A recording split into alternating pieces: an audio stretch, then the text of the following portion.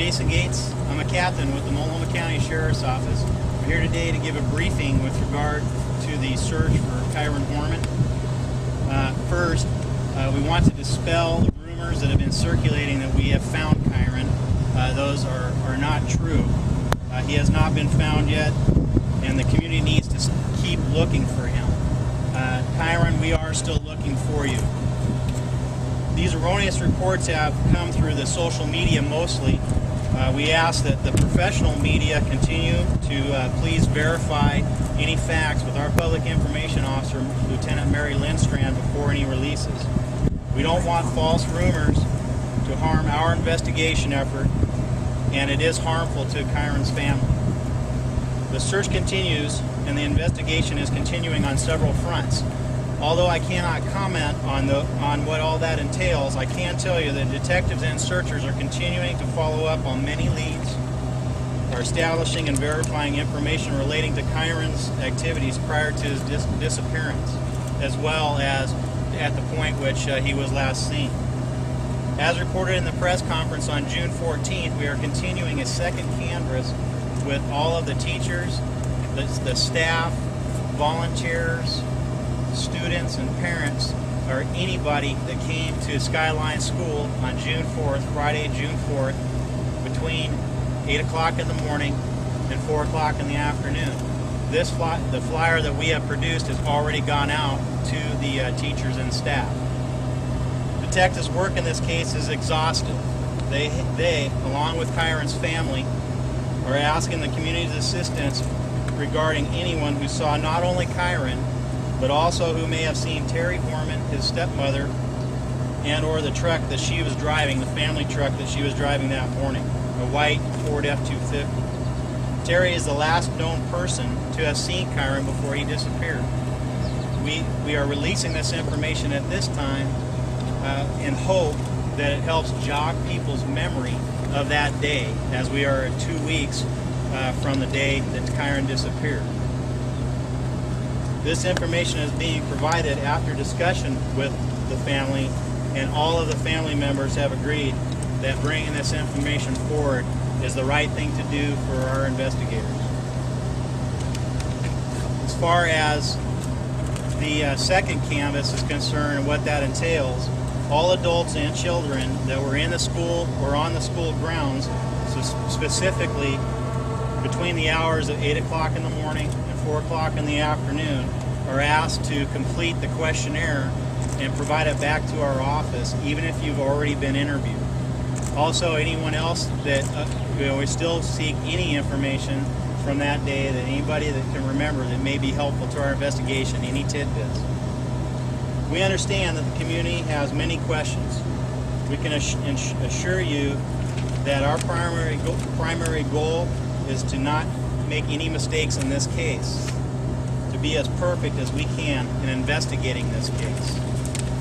At this time, I would like to read a statement from Kyron's family. It has been 2 weeks since our son Kyron disappeared.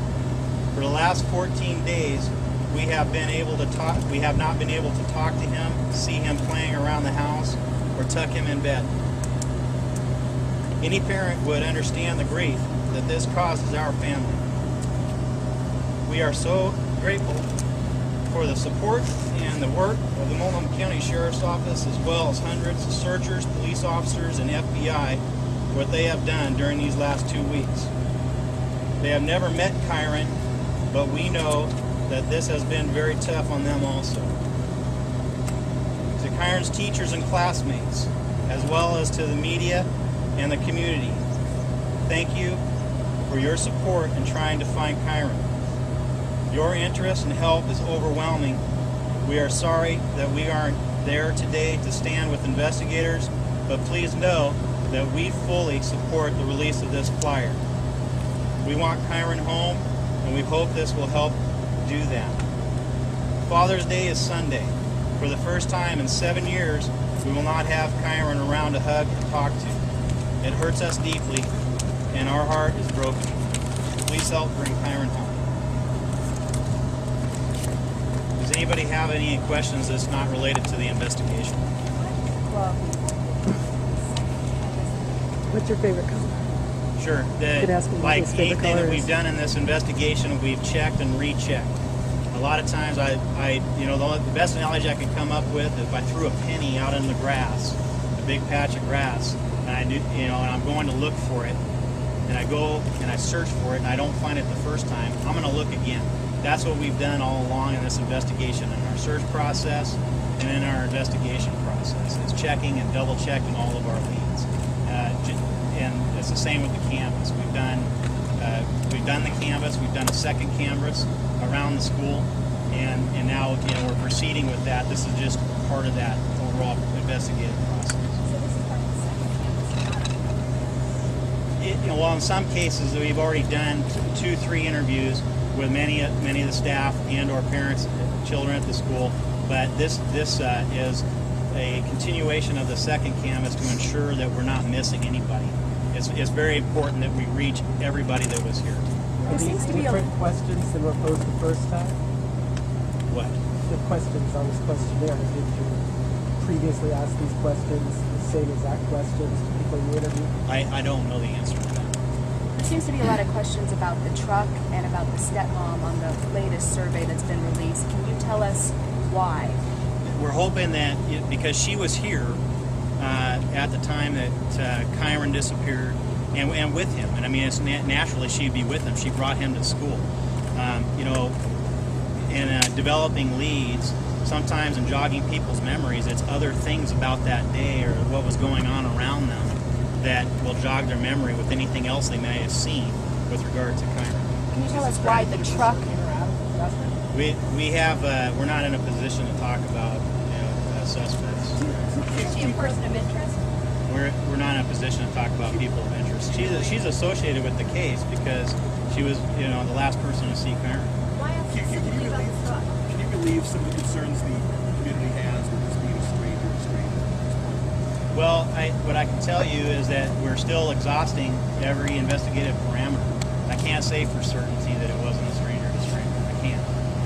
But I also can tell you that the need for the public to be alarmed is very low. Can you tell us why the truck was towed from the family home? The family had the truck towed from their house due to a mechanical issue. The fact that truck was towed from their house was not a part of our investigation. Is Terry a person of interest or a suspect? I already answered that question. Do you have any persons of interest?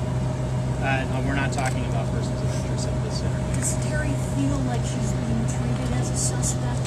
Terry's being cooperative with investigators. Early on, And the whole family is being cooperative with investigators. One more question. Early on, the reports were that there was a kid who saw Kyron at school. Is that the case after the mom said that she saw him? Is it just the mom who saw him at school, or were there other people? That's not a question I can answer.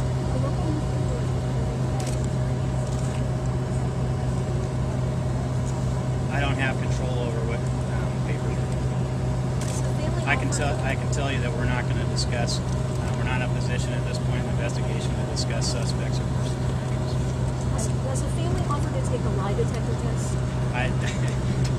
Thank you. What about the